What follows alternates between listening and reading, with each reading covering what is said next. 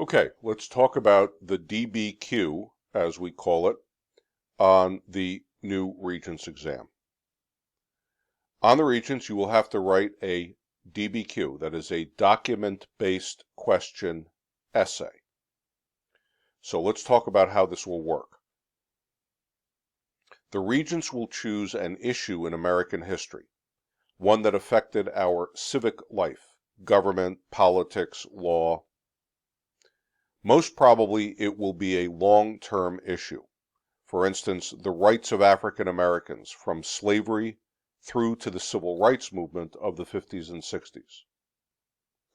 Or one that has happened again and again at different moments. For instance, the use of government power in wartime. Lincoln's suspension of habeas corpus in the Civil War.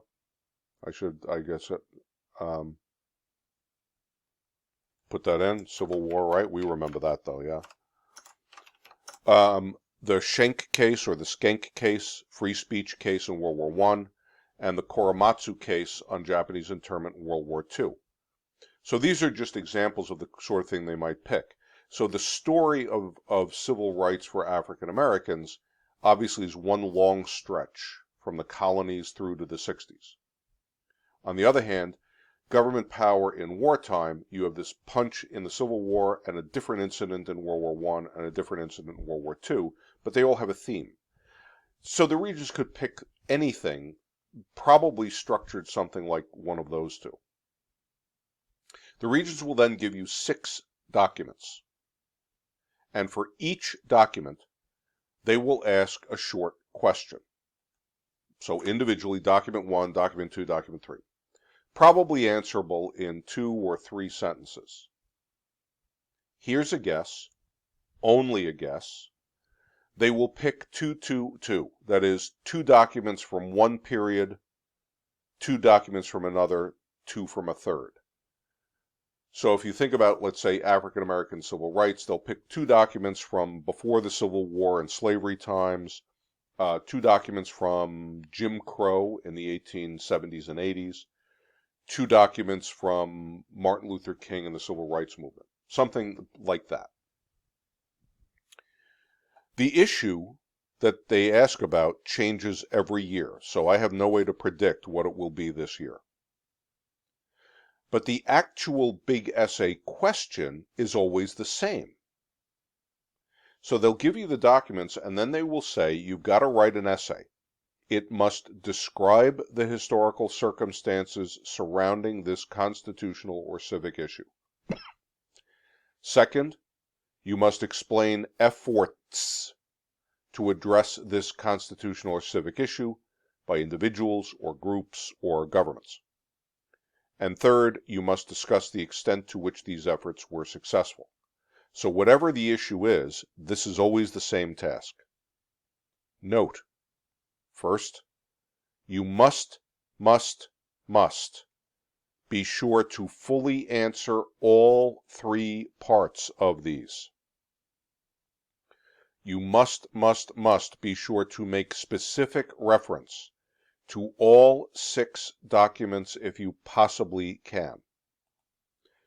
Now, if you use less than 6, it's not the end of the world, but strive for the 6, and that's a better shot at a full credit.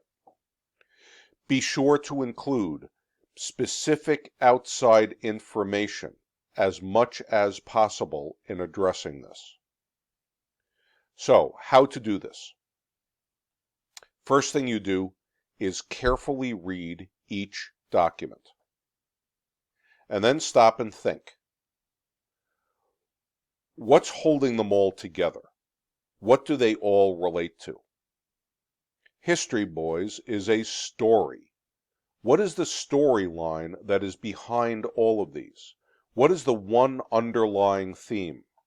So, for instance, if they gave you 2 documents about Lincoln's suspension of habeas in the Civil War, and 2 documents about the freedom of speech case in World War I, and 2 documents about the Korematsu case. You say, well, they're about 3 different wars, 3 different things. Think about it a minute. What's holding them all together? All of them are government sort of curtailing, that is to say shortening, your civil liberties, your legal rights during wartime. Yeah? Lincoln suspends habeas, which lets him arrest people and put them in front of a military court instead of a regular jury. The Schenck case, if you remember, is this guy advocating people not to register for the draft, and he gets arrested for sedition.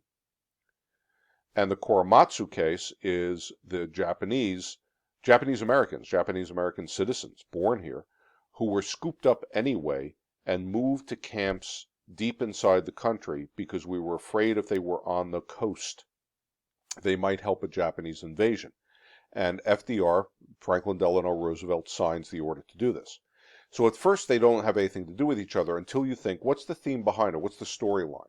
It's government expanding its power and shrinking civil liberties during wartime. Okay. Well, now you've figured out maybe that's what the theme is. Now you go back to those same documents one by one.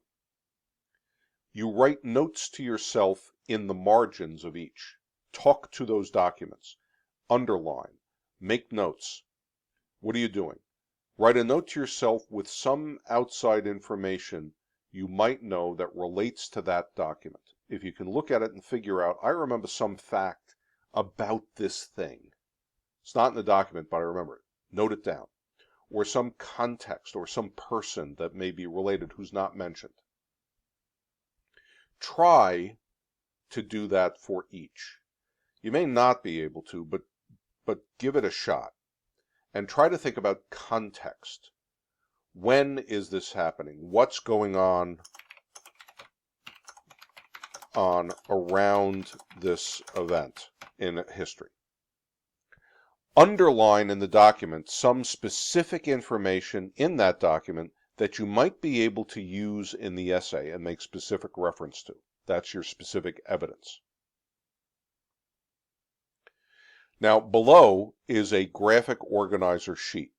You will not have this during the Regents exam, but you might find it helpful to practice with. So I'll show you this. And if you click on the PDF thing there, it'll pop out and you can use it. So the way this works is you have 6 documents. So it urges you go through, look at the document, jot down the main idea, the purpose, or the message of each document. And let's make a note of that in our notes. So one thing you want to do is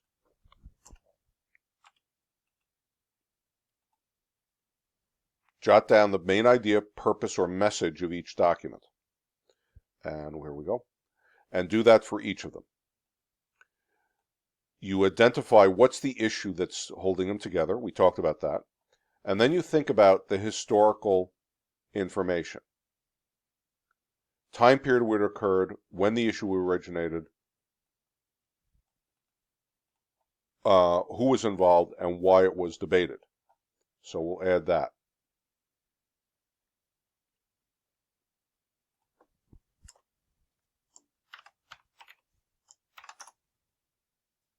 Oh, we'll do it up here, context, right?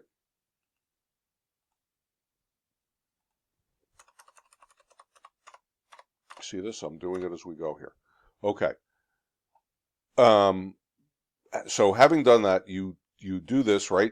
Info from the documents and list the document number. I found this in document 1, document 2, and list whatever outside knowledge you can come up with, right? That would relate to that context that might be helpful. Okay. You're also going to have to explain the efforts by individuals, groups, and governments to address it. Did someone or a group bring attention to the issue? Was there an organized movement to fight for more rights? Oops. Were there protests, speeches, literature? Somebody write books or newspaper articles, media, depending on the time period, there might have been video or movies made to address the issue. Was there an effort to do something about it? Now, I'm going to point we'll get to this in a second.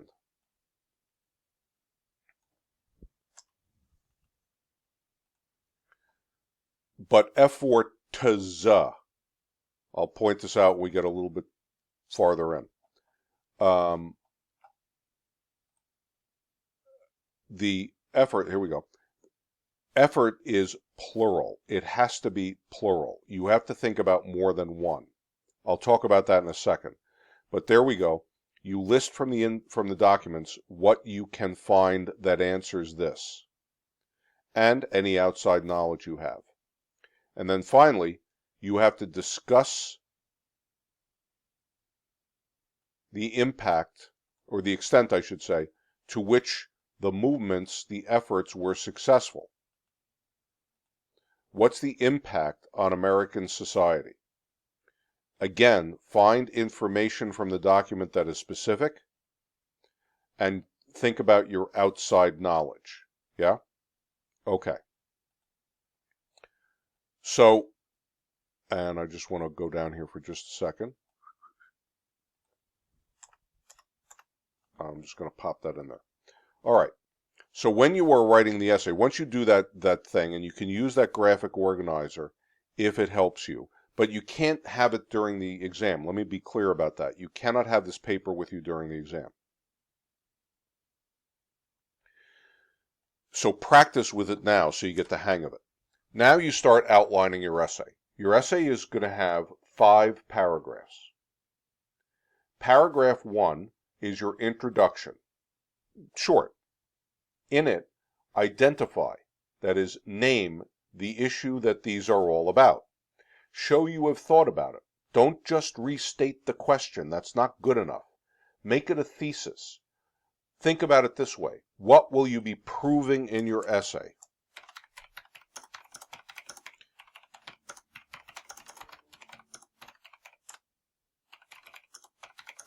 State the thesis you will be proving guilty, right?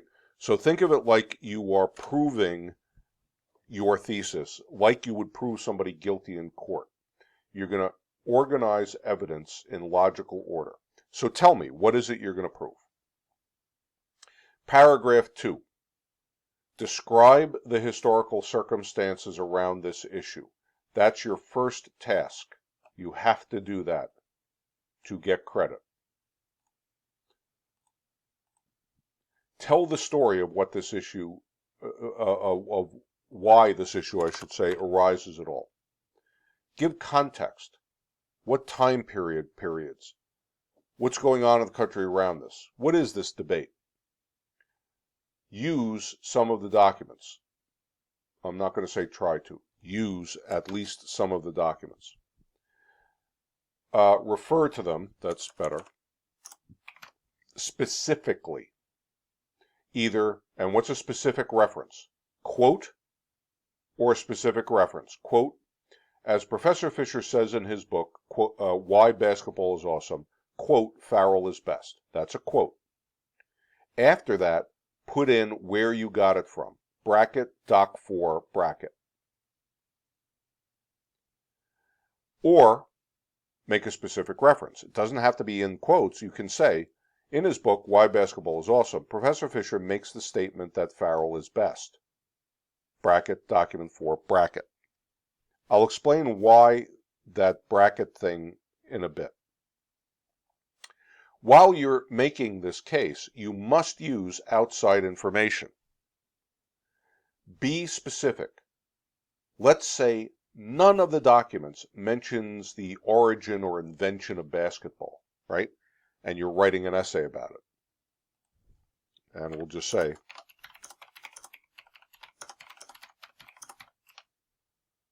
and the essay is about basketball. Don't talk about basketball if this is about the Civil War.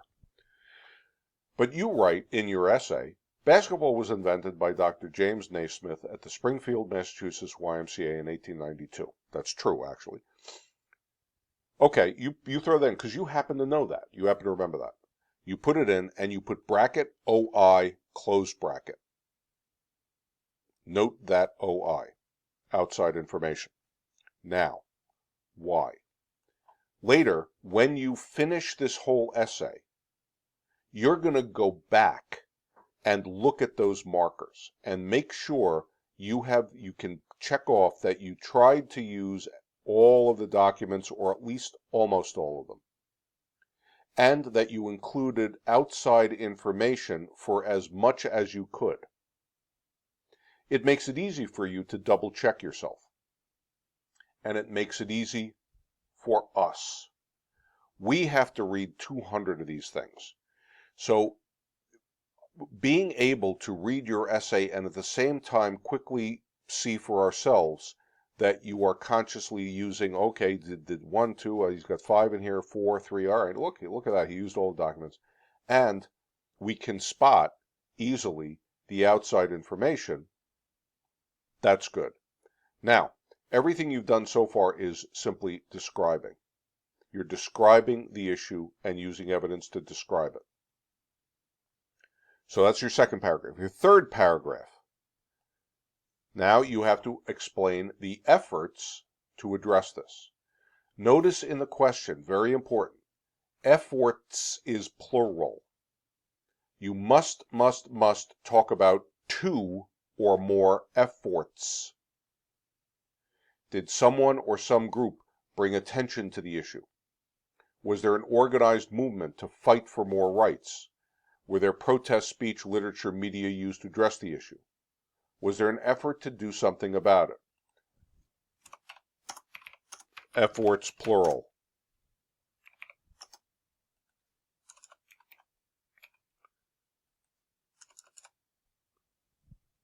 Identify those specific people and the groups or the governments or the presidents maybe, and involved with the efforts. Be specific.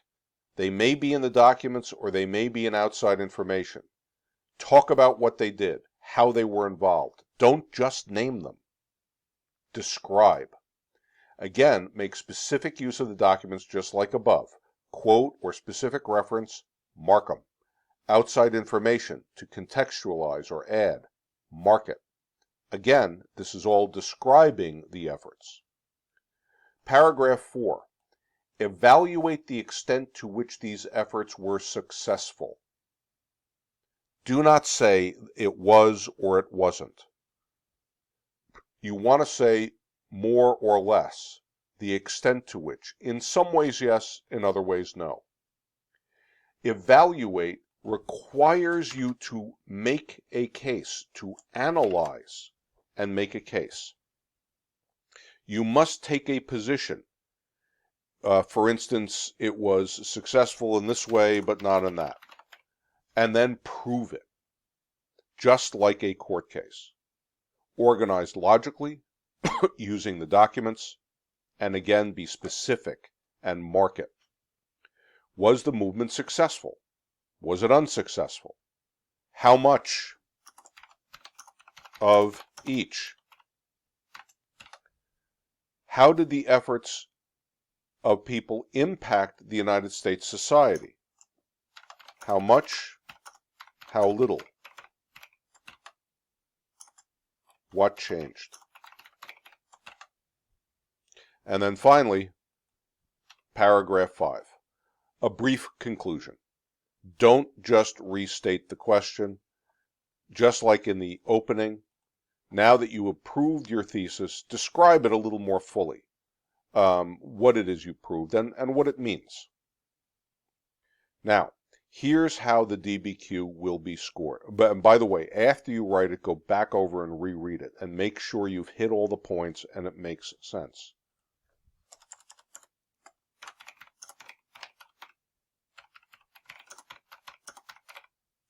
Hit all the parts of the question.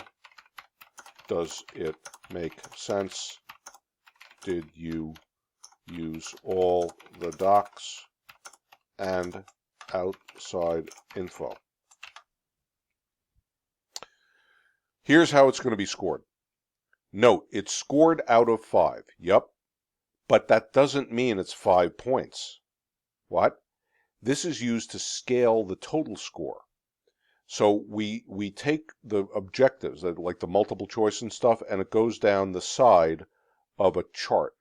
And the essay goes across the top, and then we cross-reference them. Actually, I'll show you what one looks like.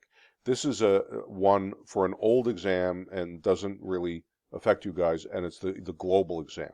But you see, this is the part one, so this is all the multiple choice stuff, and this is the essay. And we take the part one and we look at the essay. Okay, so point being though, if you answer nothing else on this exam, like if you left the entire exam blank and only did the DBQ but did a perfect job on it, you'd get a 44. Now that's not passing, but that one essay is worth that much on the exam. On the other hand, if you did one question short of perfectly on the multiple choice, so you almost were perfect on multiple choice, and you left the DBQ off entirely, you're not going to pass. You can't pass without doing a good job on both. It matters that much. Do well, and it can be a huge boost, and make up for some damage, I should say,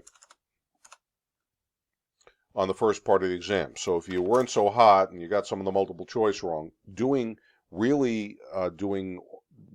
on the DBQ can make up for a lot of damage. Remember, we are on your side.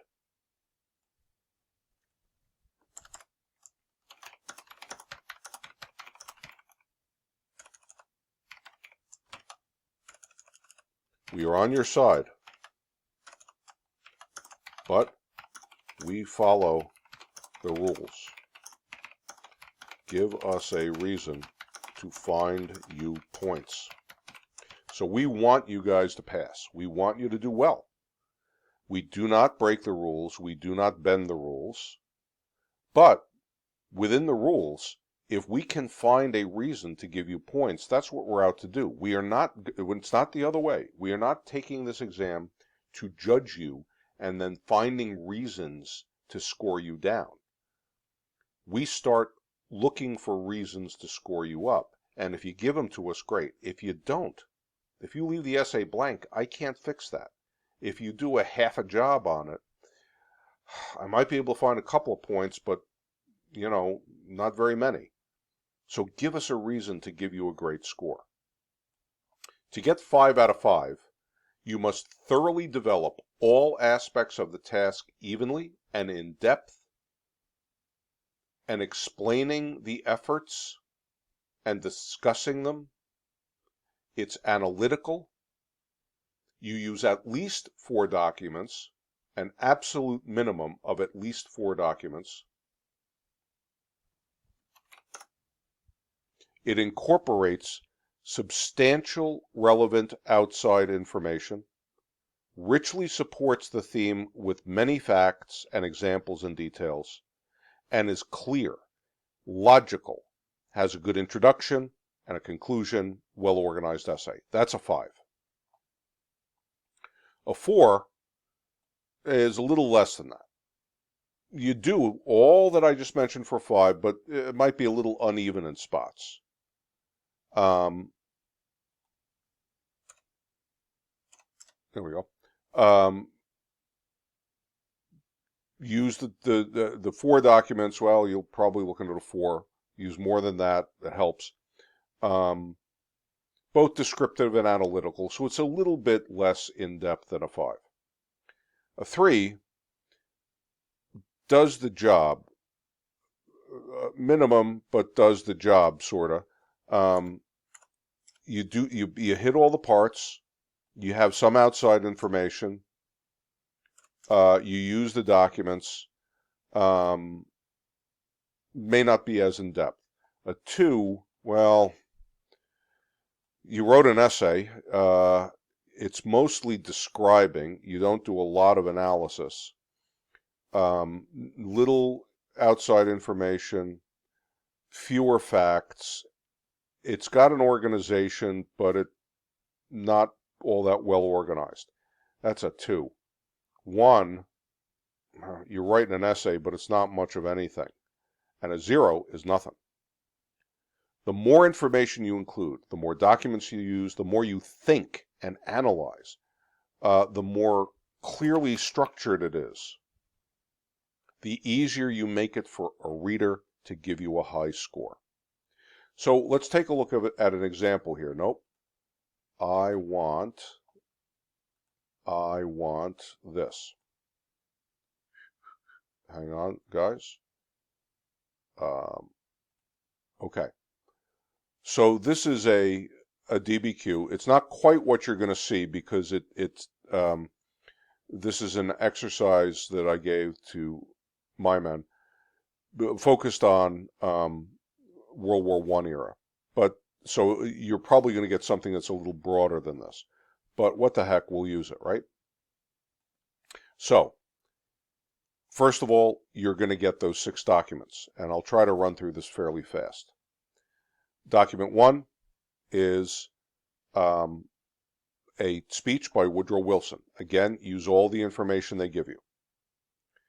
And I speak a solemn word of warning to you against the deepest, most subtle, most essential breach, that is, break of neutrality, which may spring out of partisanship.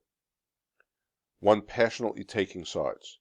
The United States must be neutral in fact as well as in name during these days that are to try men's souls.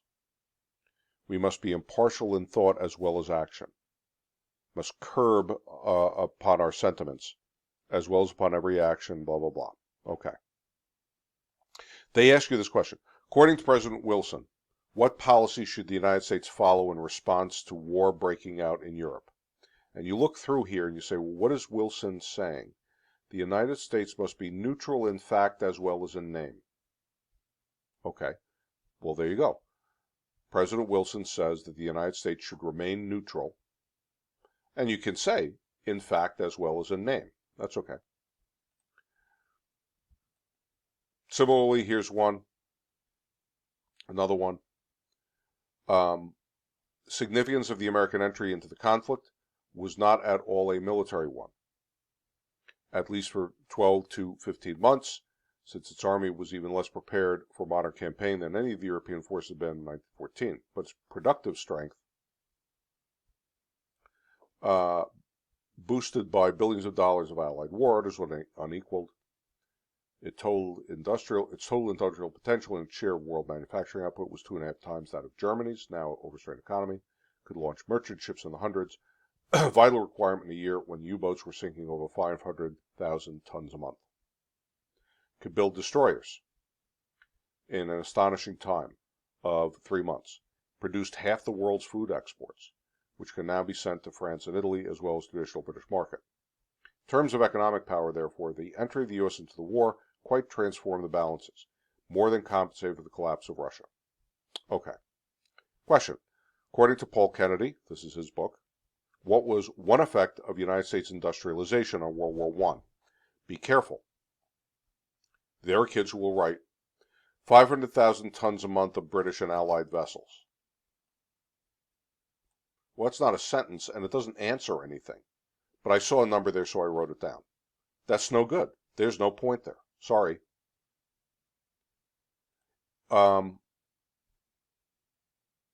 If you put in the entry of the United States, if you say,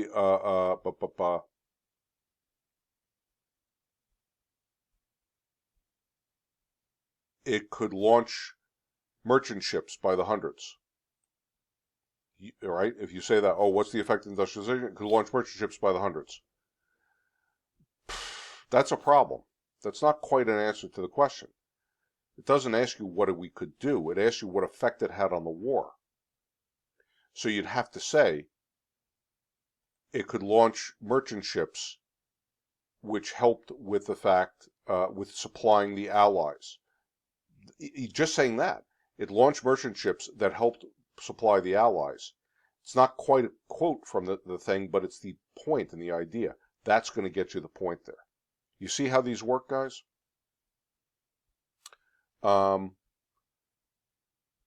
What, based on this document, was one response of Woodrow Wilson to German submarine activities.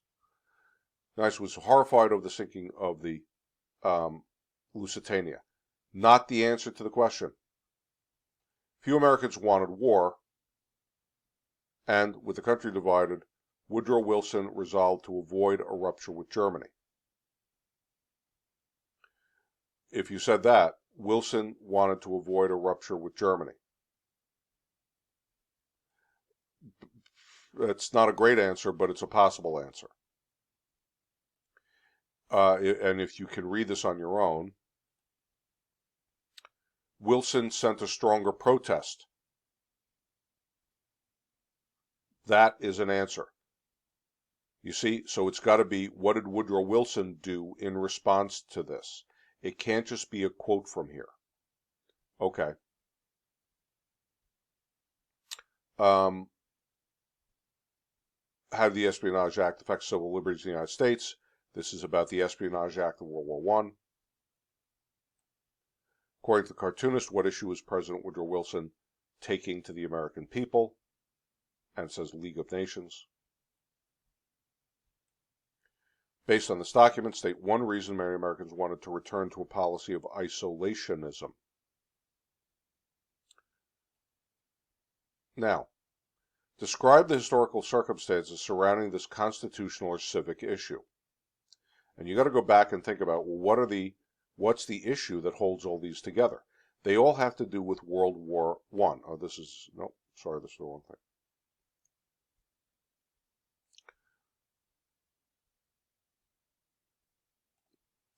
So in this case, right, this is Wilson trying to keep us neutral.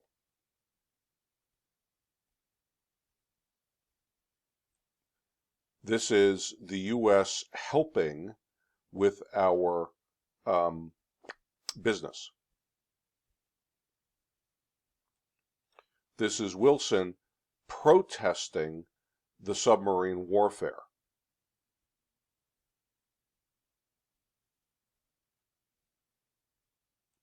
Espionage Act, civil liberties. And this was about guys who were speaking out against the war. After the war, Wilson wanted the U.S. to join the League of Nations, and the Senate and the House said no. Remember this? Congress was giving him a hard time, so he went out and tried to sell it to the American people. Why did Americans want to return to a policy of isolationism? Now, if I had to guess what the issue is that holds all of these together, it is the president trying to respond to the mood of the American people. So the issue is, how does the government respond to the mood of the American people in executing the war? You're not going to get probably an essay quite like this, because this is a little bit offbeat for a civic literacy essay. A civic literacy essay is probably going to look something more like, let me show you one here.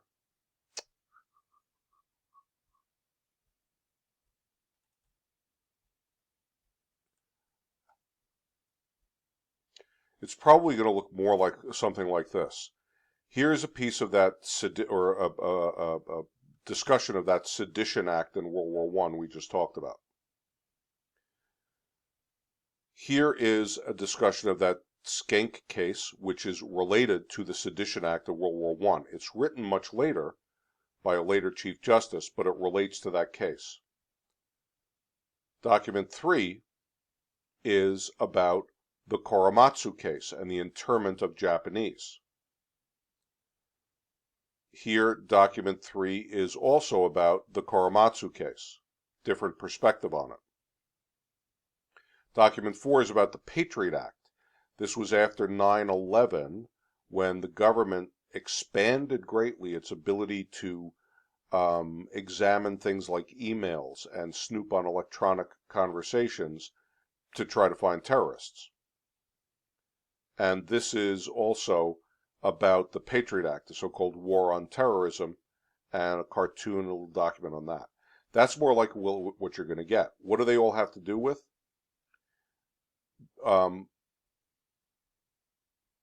The expansion of the government's power over individual liberties during wartime. Well, we talked about that before. And so we have 2 documents on the Sedition Act and 2 documents on the Japanese internment, and 2 documents in this case on the Patriot Act and electronic surveillance. So you would do this just as we just talked about. Put it together, make sure you hit the historical circumstances, the efforts plural, and the impact of these on American society. The more outside information you can bring to bear, the better off you are. The more fully you write, the better off you are. The more well structured it is, the better off you are. So hopefully this was useful to you guys.